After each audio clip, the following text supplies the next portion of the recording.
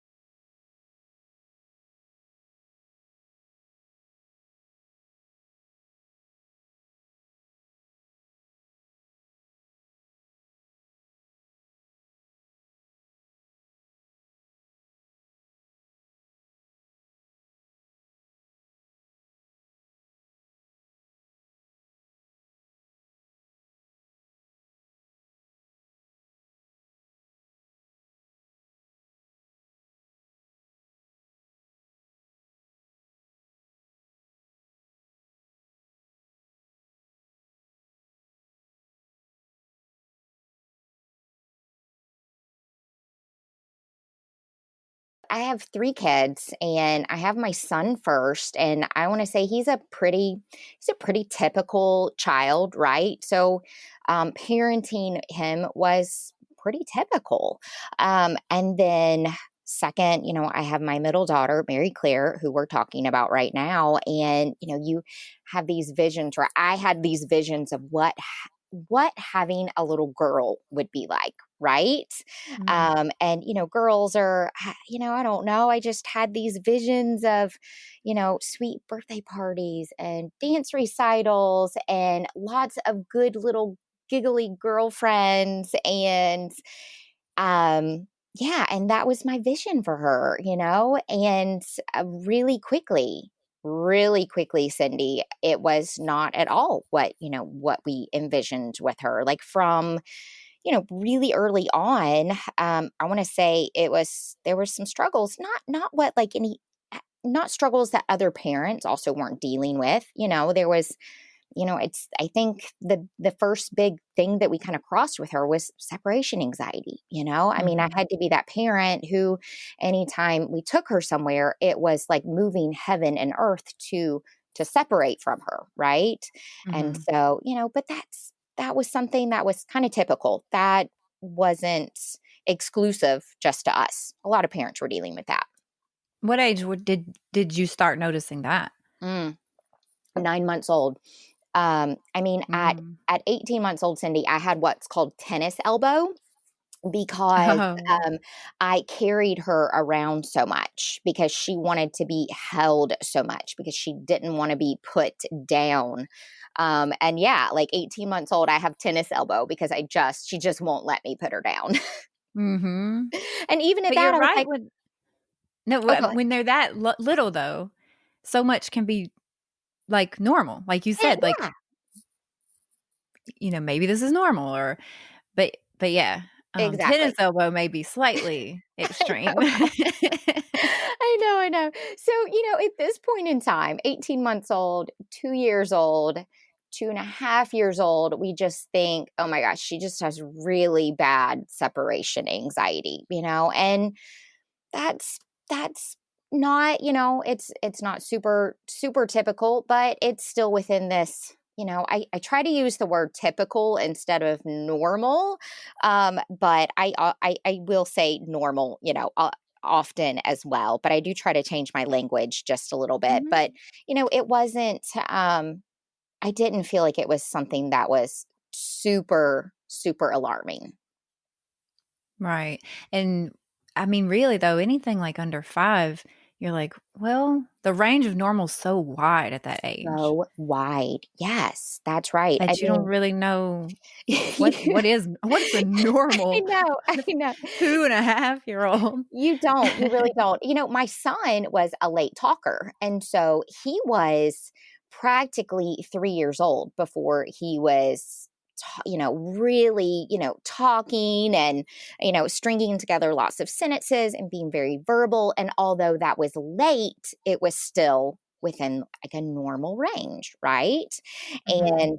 And so, I think that you take what you've gathered from your, whether it's your first kid or your third kid or your fifth kid, and you do kind of, I think, get a little bit looser at this point in time with your what's typical, what's not typical, and you're really like trusting your pediatrician's advice as well. What were they saying then at around, like, 2.5? At 2.5, they're still saying totally typical.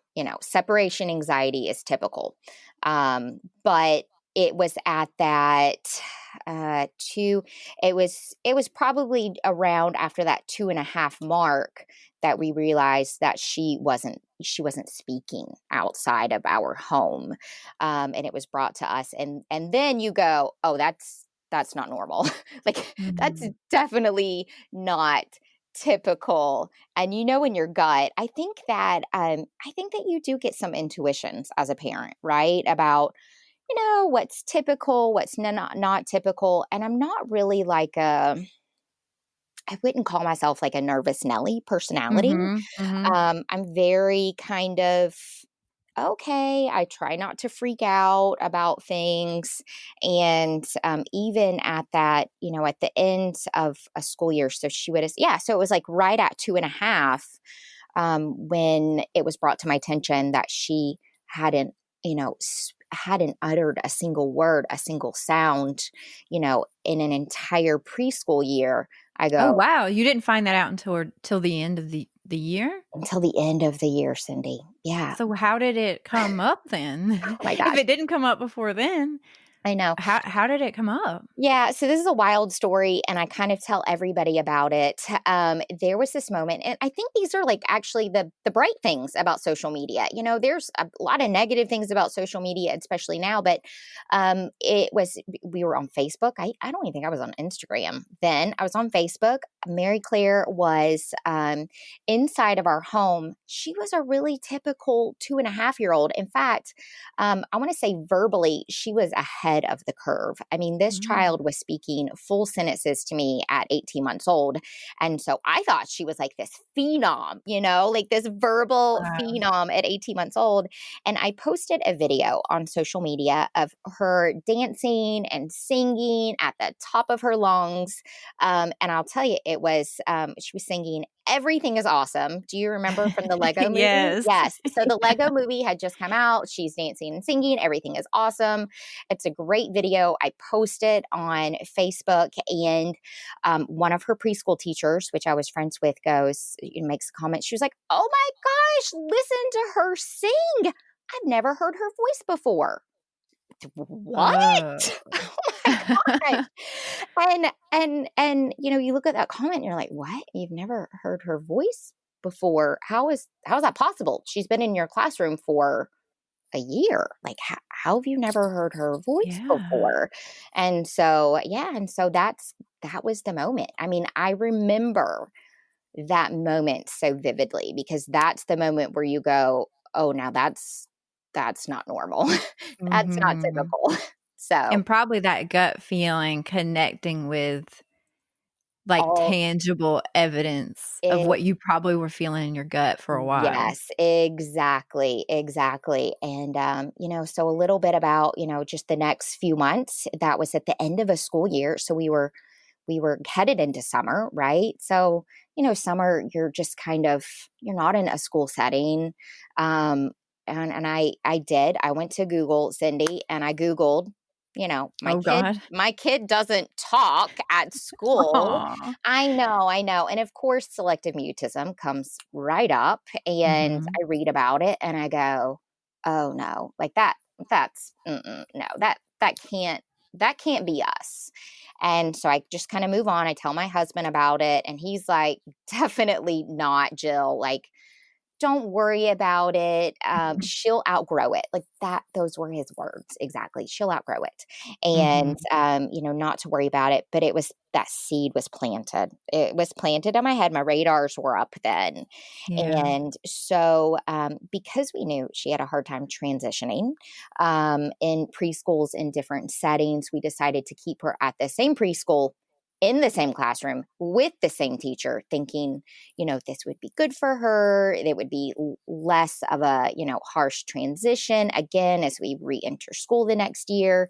But I knew at this point that I was supposed to, when she started school back, I knew from the research that I'd done on Google, that I needed to give her a month to adapt to the new school setting, right? And if Mhm. 1 month went by and she still hadn't, she still hadn't been verbal in the classroom, that is when I needed to call the doctor, set up an appointment.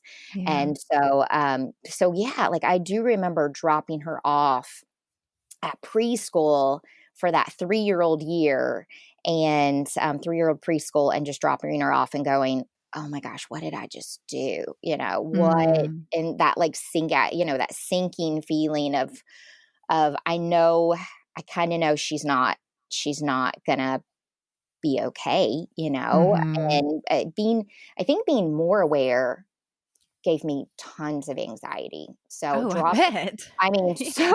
so much anxiety because here I am. We're starting preschool, a new school year in preschool, and I now know that she doesn't verbalize anything. Like she Yeah, she doesn't. can't advocate for herself, Yeah, and yeah. no, like all of that. She doesn't say when she's hurt or upset, or she doesn't say when she Mhm, can't open her juice box or her, mhm. her snack crackers. She doesn't express any physical needs whatsoever. She doesn't say when she needs to go to the bathroom or not, I mean, thankfully at that age, it's just protocol. You take kids to the bathroom every Yeah, hour, right? And so yeah. yeah, so there was I want to say at that point in time there's a huge just kind of darkness that kind of fell over, that fell over my life then. And I want to say it was different from my husband because he wasn't I want to say, I mean, he cared for the kids, but he wasn't the full-time caregiver like I was. Mhm, mhm. He didn't, Yeah, yeah, he wasn't in those day-to-day, hour-to-hour preschool drop-offs, preschool pickups, teacher, conferences. right. So it didn't impact him as much as it did me on the daily. Mhm, and your intuition probably is maybe stronger than his anyway, because just usually one spouse kind of just takes that superpower I on. totally agree. Yes. Yeah, and so Mm, you knew I think you probably knew what you were in for, and then kind of being told, "But wait," I can right. imagine how that would feel. Yeah. Like, Yeah.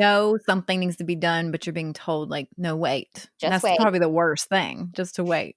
Yeah, so we waited for that month, right? We went through, that first month of school. I went to the teacher. I say, has she spoken yet? Has she communicated with you yet? And the answer was no. And I was like, okay, so what do I do now?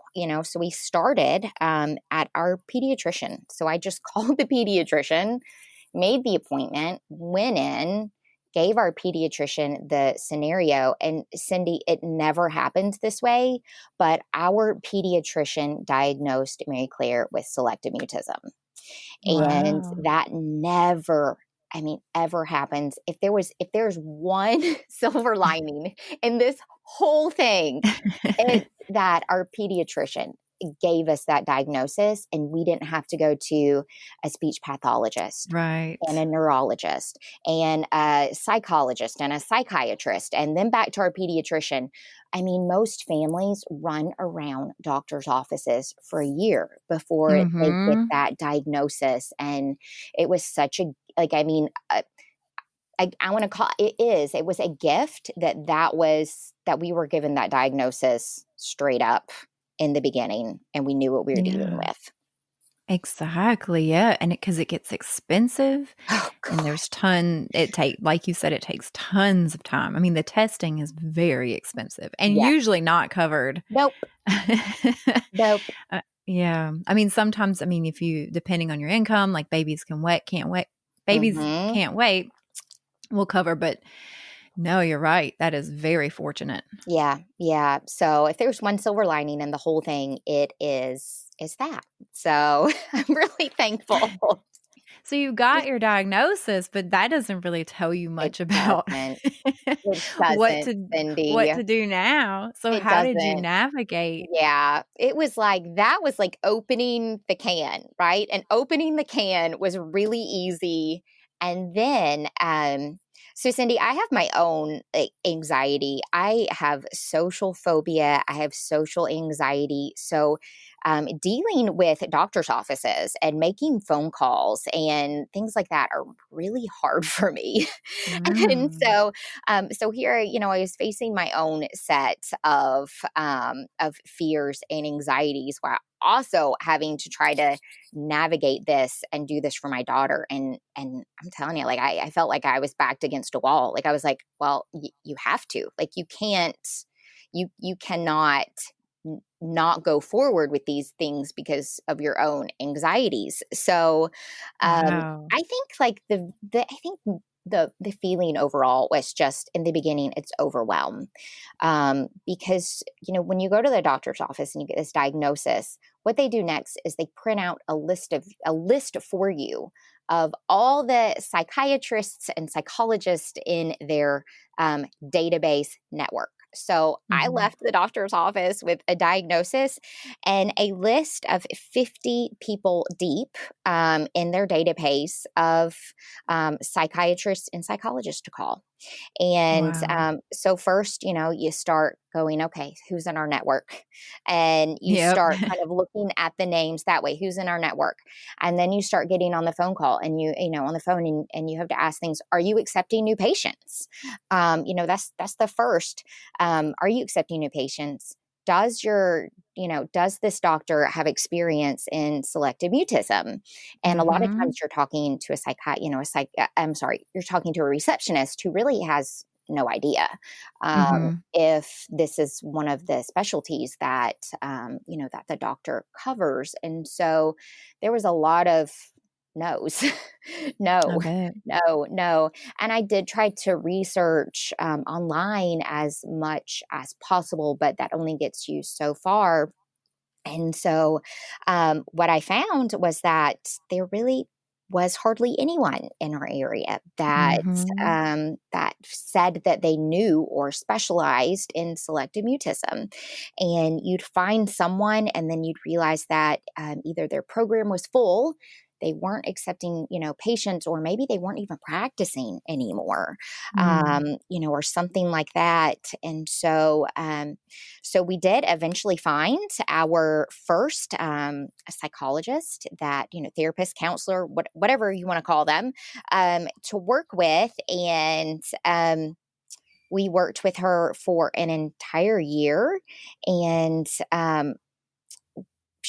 we didn't get anywhere. I don't want to say that it Mm. was her.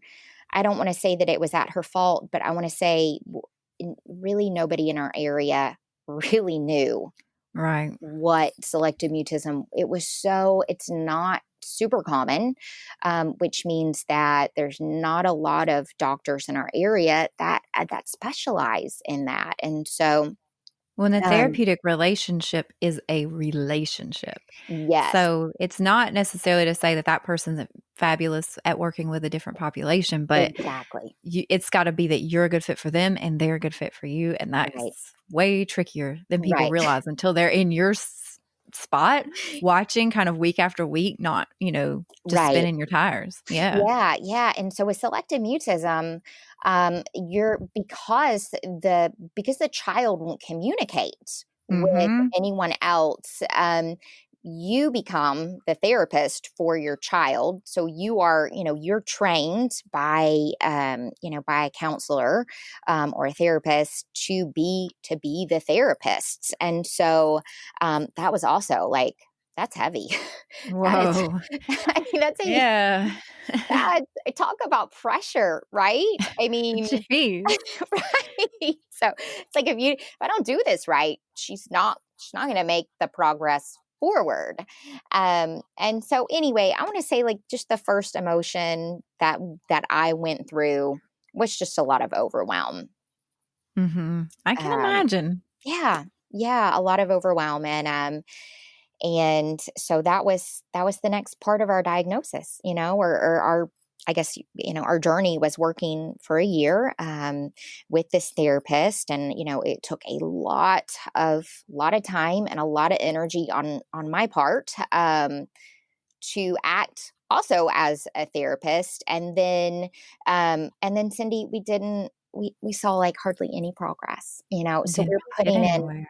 we didn't get anywhere, like, so we were, you know, just we felt like exhausting. I felt like I was exhausting myself, and we were seeing very little movement forward And, at yeah, a all. year is a good while too.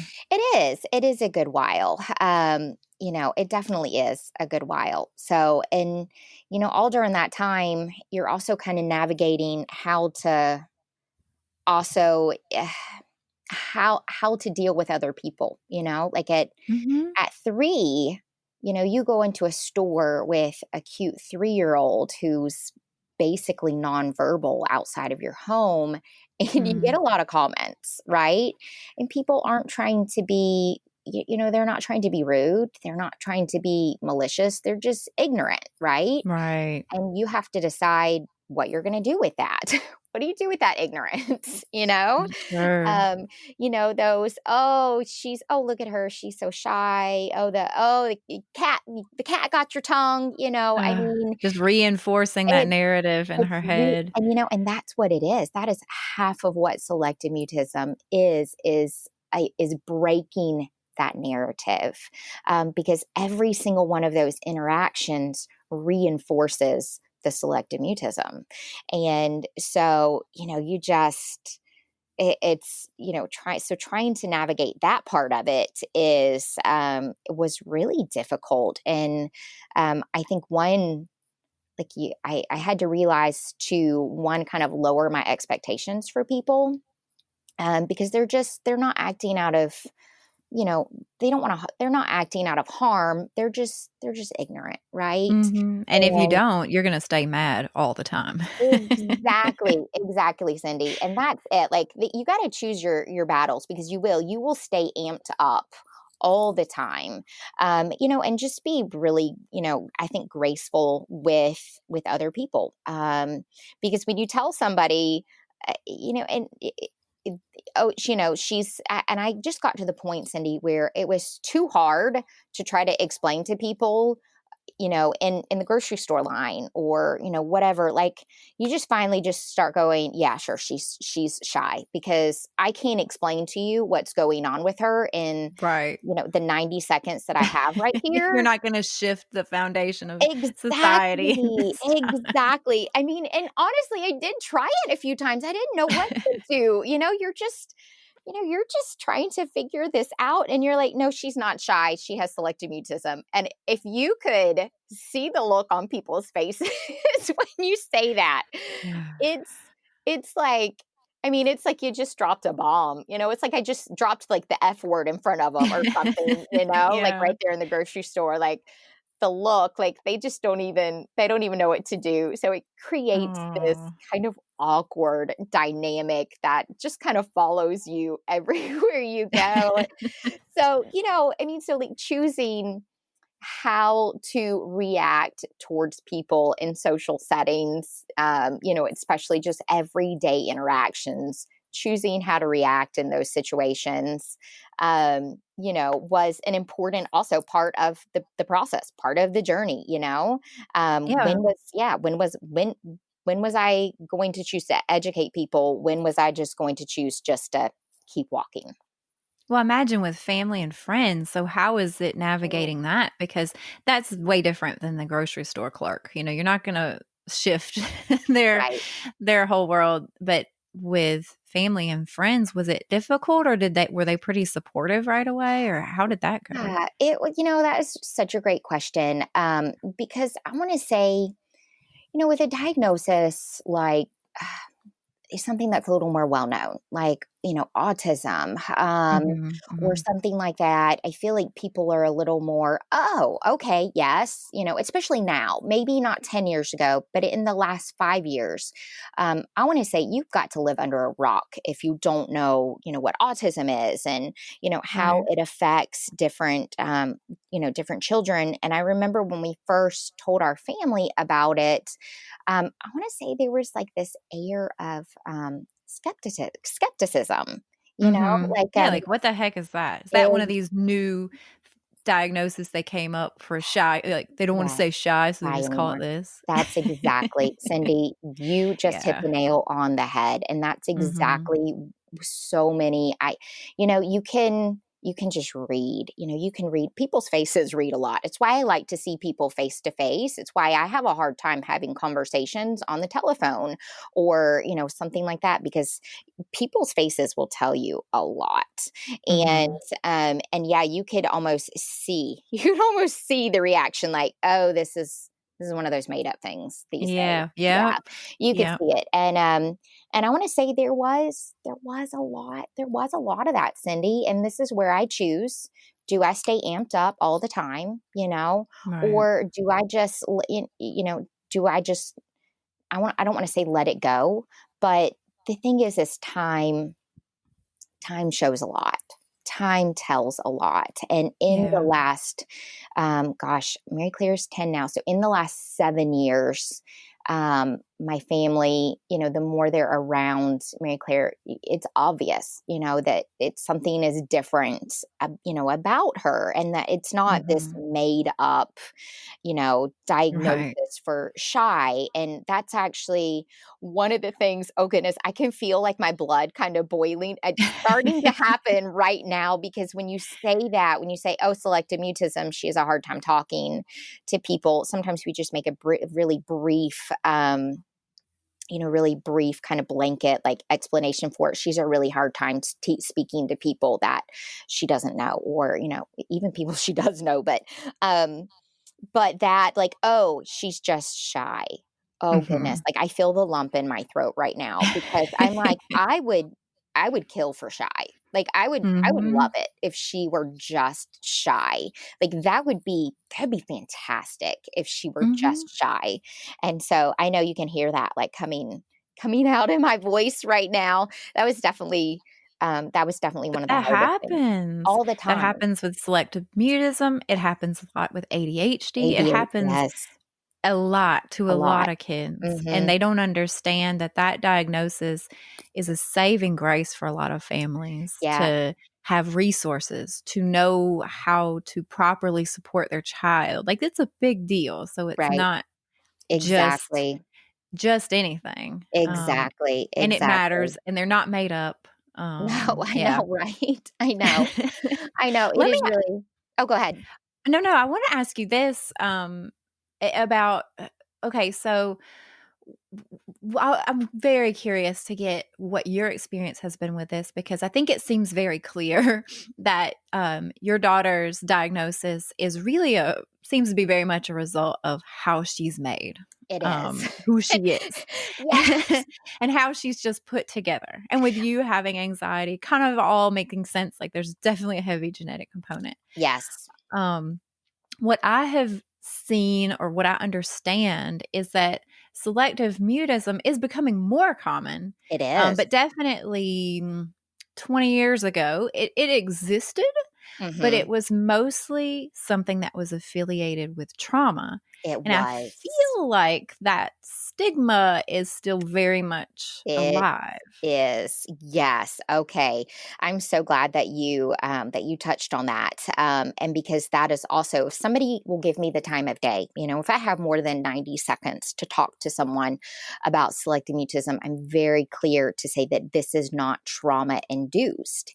Hmm. And it is definitely, it is the way that her brain is designed. It's the neurological basis for selective mutism starts in the, let me see if I can say this right, the amygdala. Is that Amygdala. amygdala? Yeah. Thank you. The I amygdala. think you Thank can say you. it both ways, Yes. but yeah. So it starts in the amygdala, which receives danger signals from the brain. This is what gives us clammy hands. This is what gives us our butterflies in our stomach. This is what makes our voice tremble if we have to give a speech or something. This is what signals our flight or our fight response, right? Mhm. And so with Mary Claire, this starts in her brain, and her brain perceives regular everyday communication and situations and environments and settings as dangerous. And I explain to people that it's an overactive, like her that part of her brain is overactive, and so she sees danger in situations like school and at family gatherings and at church and at birthday parties and at dance and at play dates and anything that's a structured setting. Her brain perceives danger in those, and her body's response is mutism. And so Yeah. yeah, and so, but that's interesting that you bring that up, because talking to my parents who are in their late 60s, early 70s, and they talk about, they're like, yeah, like when we were growing up, I remember there was a girl that couldn't talk, to people, and always, kind of kept her head down and she couldn't talk to people. And well, we just called her, she was the weird girl. And I'm like, yep, the weird girl. Yep. Mhm. That was the label that was given to people, back Definitely. in, yeah, the weird girl. And so, but yes, and then you're right. And then it kind of morphed true to that there was trauma, Mhm.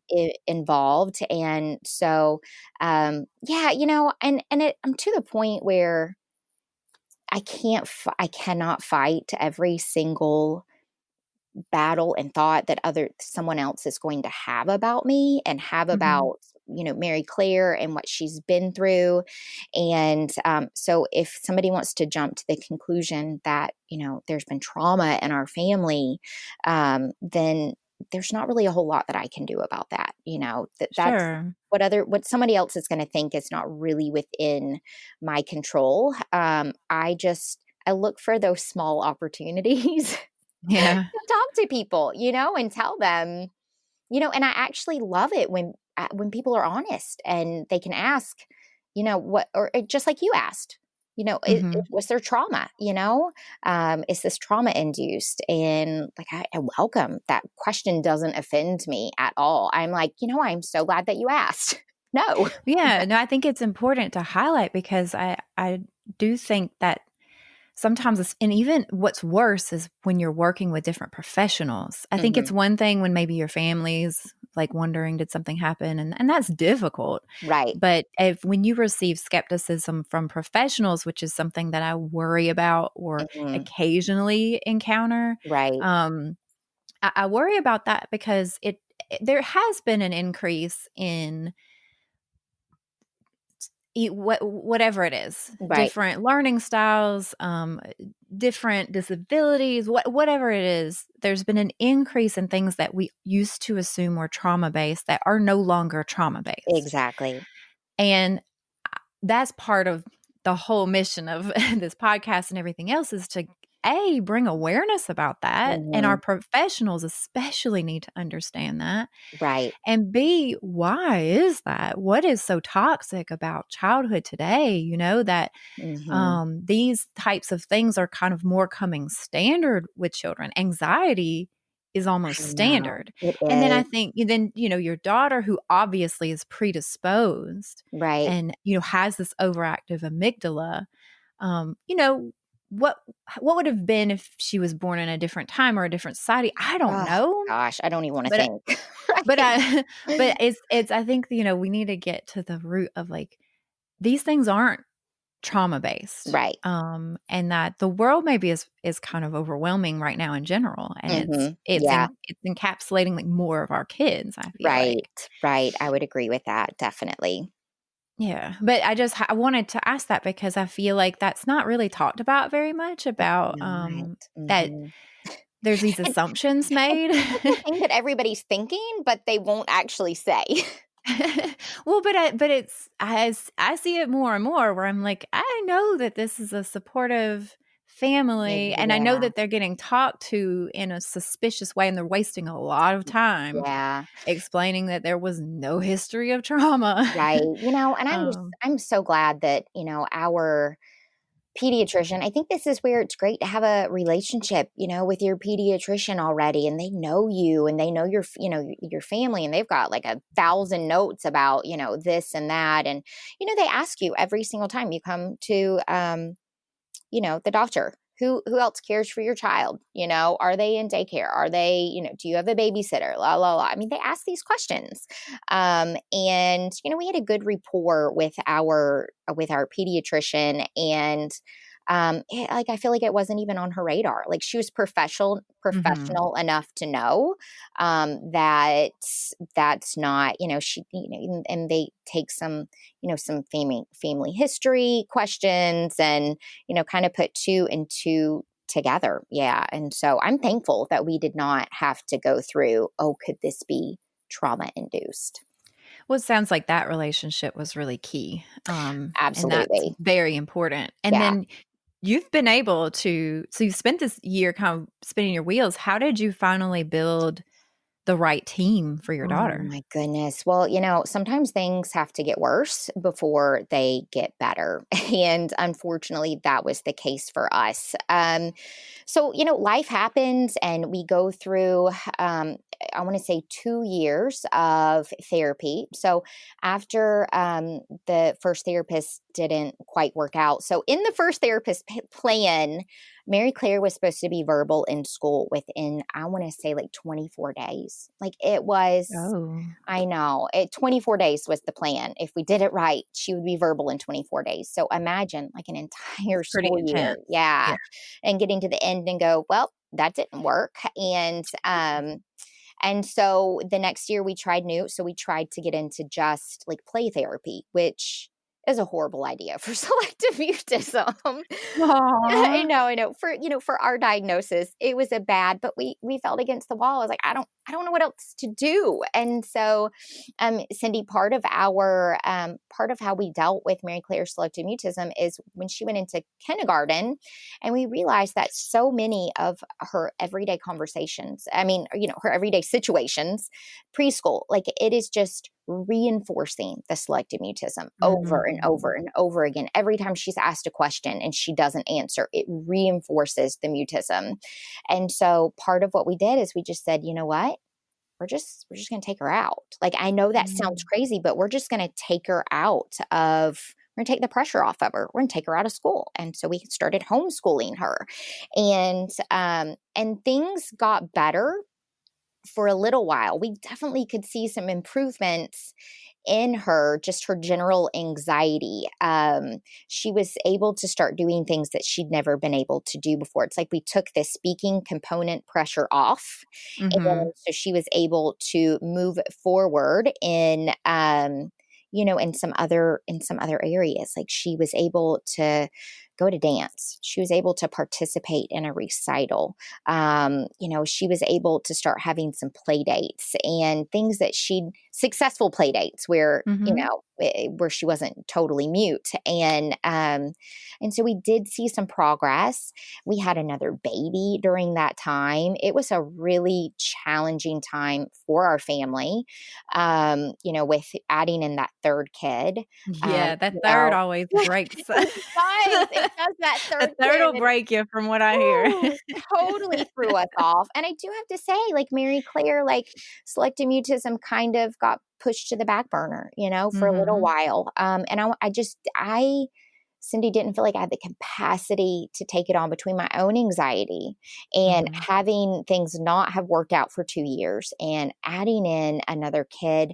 My father got sick with cancer and with a Oh gosh. undiagnosed autoimmune disorder. My best friend died of a brain aneurysm Oh unexpectedly. I mean, god. life went bananas for a little while. Gee. I know, and I didn't feel like I had the capacity to really just deal with the selective mutism up front as well. But Yeah. during that time where my dad got sick, during that time where we added in B, during that time where, my best friend passed away, who her daughter was Mary Claire's only speaking friend. Um, Oh, so there's this no. terrible connection with that. So Mary Claire Ugh, got to see her best friend's mother unexpectedly pass away. this is And horrible.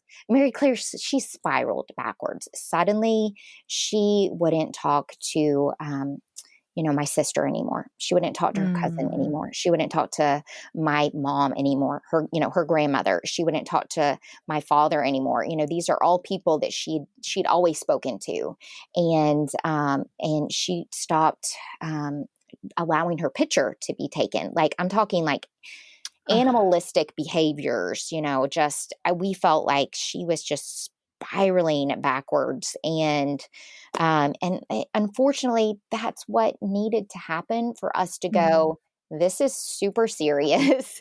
And Yeah. we have to deal with this. Like we have to deal with this as though she has a really like a physical disorder, like a cancer or something like that. If she, Yeah. it's that serious. And, I'm really thankful for some web boards Facebook groups that I was in selective mutism, and Child Mind Institute in New York came over, would come up over and over Oh, and I over love and them. over again. I know. And finally, and the reason why we didn't go there first, Cindy, is, and this is so sad, finances. Well, it's in Um, freaking New York. I know, and it was 900 miles away. It was 900 miles away, and insurance doesn't cover it. Mm-mm.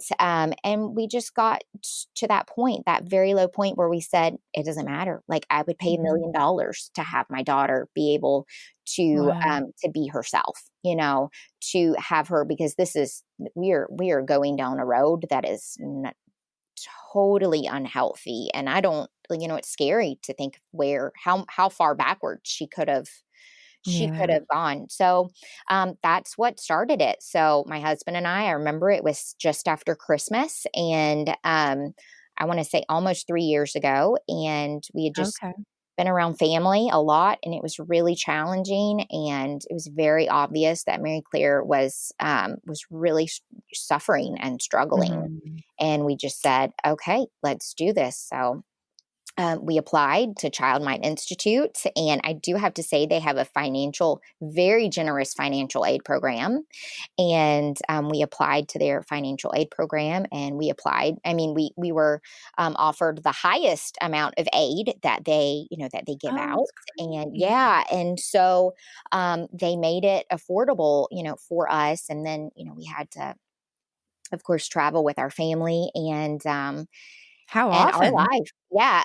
Well, we would go every 6 months to Child Mind, and we would go for an entire week of an intensive therapy. And I know this podcast episode doesn't mean to be about Child Mind, Institute, but They're amazing, it's they're fine. amazing. Like, the thing is if there, I just have to say, if there is a family that is struggling with their current therapist or their team of doctors, or they don't feel like they have the expertise that they need, find the expertise and go there. Just go ahead, whatever the hoops are, jump through them and get to the experts. It's the one thing that I wish that I could do over, because I think I knew about Child Mind from the beginning, but I wouldn't consider it because of the money and the time and the distance, and Mhm. Most people would just consider that not an option. not an option. So I Exactly. appreciate that you're saying, "Well, maybe." It's a Yeah. maybe. Yeah. So, yeah, so we found this team. Child Mind wasn't like any other team of doctors that we had been to. First of all, you get a team of doctors, and that's you get this level of expertise, and of course, selective mutism was one of the things that Child Mind specializes in. It's not something that they've done once or twice or three times. Right. They have dedicated so much research and time and money to learning more about selective mutism and how to treat it. And I also have to say, Cindy, that a huge part of Mary Claire's progress, and this was also probably the second hardest thing that my husband and I had to decide. But let's see, 6 months into therapy with Child Mind Institute, we decided to medicate Mary Claire. And Mhm. so she is on a very low dose of fluoxetine, which is, oh, help me out, generic for, do you Yeah. know the word I'm talking I'm about? sorry, no. No, it's just like, it's a very basic common antidepressant, and what it Okay. does is it takes that, say it again for me, the Amygdala. amygdala. It takes the amygdala, and it takes the little, imagine there's a knob, on the amygdala, and it turns it down. So, Mhm. while Mary Claire's amygdala was at a 10 all the time with everything, medication dials it down to about a 5. Yeah, so So she can make some real progress, I think progress. that's the thing. Exactly. I don't think you should ever be 100% in one camp or the other when it comes to medication. I I agree. just think it's just it's it's got to always be a gray area because it changes lives. Changes. Mhm. Yeah. No, I think that that's Yeah. So that was a huge, that was really when I think we started seeing the most progress. So we went to two week-long intensives with Mary Claire to Child Mind Institutes. They weren't even 6 months apart, actually, the first two visits. One was in February and the next was in August. So, oh, no, that's about 6 months apart. Yeah. Mhm. And that's, that was really when we started seeing the difference was in that second trip after she had started her medication. And I feel like progress is never linear. It's never No. steady.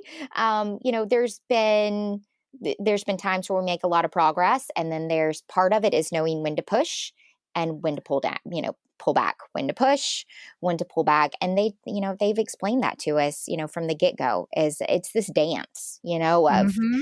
pushing and pulling and pushing and pulling, and truly they are experts in their field, and our life and Mary Claire's life is forever changed, Yeah. because of their expertise. So, and our story now. Now I we was gonna are say. so here we are, 3 years into this, and 3 years almost, of working with Child Mind Institute, and our family is moving to New York City.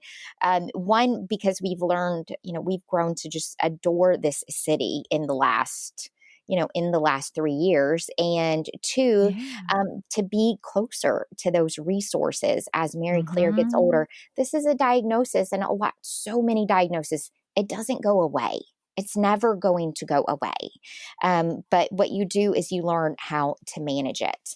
And it's going to change as she gets older. She's going to change. As she changes and grows up, the diagnosis is going to change. And a lot of times it can, like a lot of anxieties, it can manifest in different ways. And we want to make sure that we have our safety net in place and it's not 900 miles away, Yeah.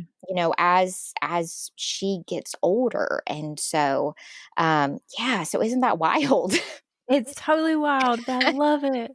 And I get it because 'cause it's been this beacon of hope for you. That's exactly what I Um, call it. Yep. yeah, and the fact that y'all have lived in the burbs for the I'm last telling you, forever, forever, ever. and you grew up in Georgia, so it's not like you're, like, used to just picking up your things and moving to the big city, but No, yeah, no, not at all. So we're going on a great big adventure, and it's just wild. I would have never told this story ever. I wouldn't have told this story 5 years ago, 10 years ago. I would have never imagined that this is where Mary Claire's diagnosis and how it would lead our family, this new place, this new city, and how important our child's mental health would become to us. And how much, you think of a child's physical well-being, right? And that's clearly very important. Um, but the mental health portion of it is like just as important. And so, so we hope we're doing the right thing. yeah, I know you are. I know you are. It doesn't even matter if you go and you're like, "What in the world?" The fact that you're going means you're doing the right thing by going and showing your kids that Yeah. just like when you decided to start seeking treatment in New York, Mhm.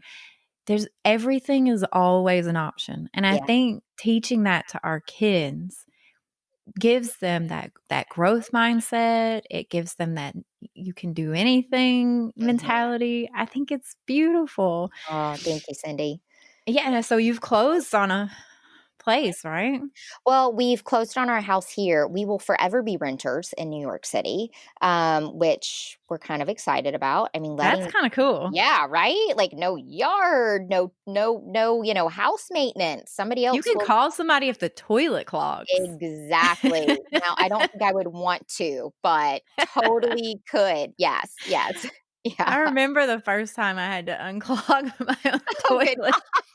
I know. I was like, "What have I done?" Oh, It's just yeah. been downhill ever since. Yeah.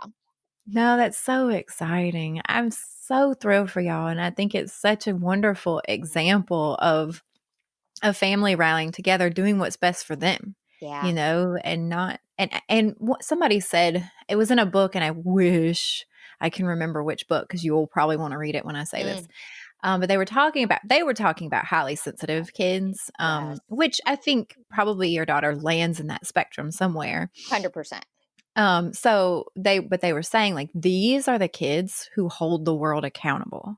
Mm, Like, we want to mhm. fix them and change them and correct them, but actually they're the ones who keep us accountable. Yeah. They point out that the world isn't nice always. They Right. point out that it's not fair. They point out the injustices Yes. that we want to just ignore and just say, stop making us think about that. Yes.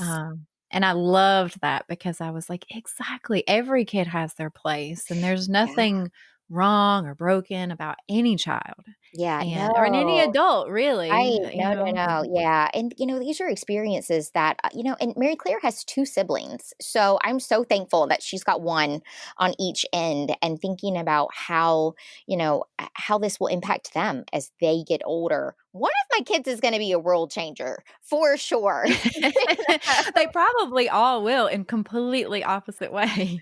I know, completely opposite ways. Exactly. Exactly. But yeah, I mean, I I just think overall when you're walking through if someone's walking through like a new diagnosis, or feeling that overwhelm, I just think it's really it's so hard to just get stuck right where you are, and it's sometimes to even lose, that hope and to think that your current circumstances and your current situation is where you're always going to be, where you're always going to be stuck. And I think it's really important to remember that there's this whole it's momentary. It's all momentary. And while it sucks in that moment, this is not permanent, Mhm. and that we're going to move forward at some point. You're always going to have some different options and some different choices. And that the low places are not, they're not permanent. Mhm. That's right. It's So never stop changing and never stop learning. that's right.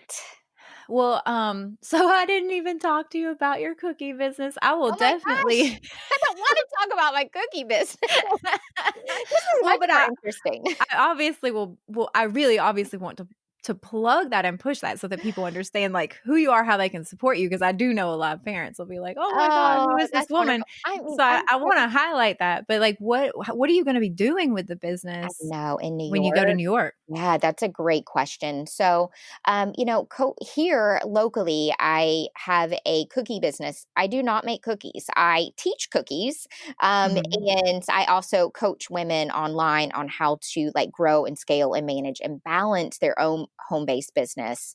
And so that is online. I'm currently pivoting all my classes online, and like this is the world that we are in right now. Hmm. Everything is going online. And so I am kind of kicking and screaming with it. I don't really want to go totally online, but it's the only choice that I have right now. So that is how my business gets to go with us to New York. So I'm excited for all the people who get to, Yeah. come with us and experience this with kind of a front row seat. I Yeah. tell you, Definitely. I know. I'm excited. I feel like the Clampets, honestly. When they they got on the horse and they're packing up all their stuff. And I mean, clearly they are out of their element going to the city. That's exactly how I feel.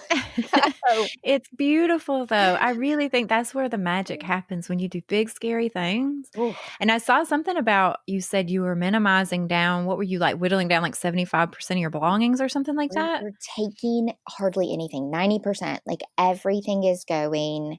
I mean, Cindy, we're going from like 3,500 square feet here in Georgia to, which is normal for Georgia, right? Oh, yes. It's That's big and normal, normal. exactly, and, to, if we're lucky, 900 square feet, but it's probably between 600 Oh, I and 900 love square feet. that. It's like I love that. we're gonna, like, That's live a in perfect IKEA. size. Yeah, yeah, yeah, yeah, it's we're gonna be, IKEA furniture all the way.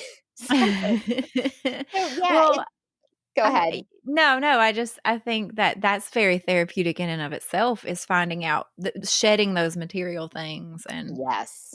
Yes, definitely. So I kind of say I'm a little bit of a minimalist, but for Georgia minimalist, not it's for about New to get York. real, It's about to real get minimal. real. Exactly, exactly. So it is hard to part with all this stuff, but I just have to keep my eyes on the prize, keep the end Mhm. goal in mind. And that's what keeps that's what keeps us moving forward.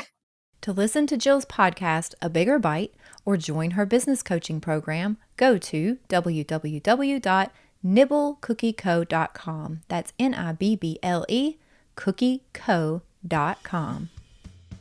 Yay, you finished the whole episode.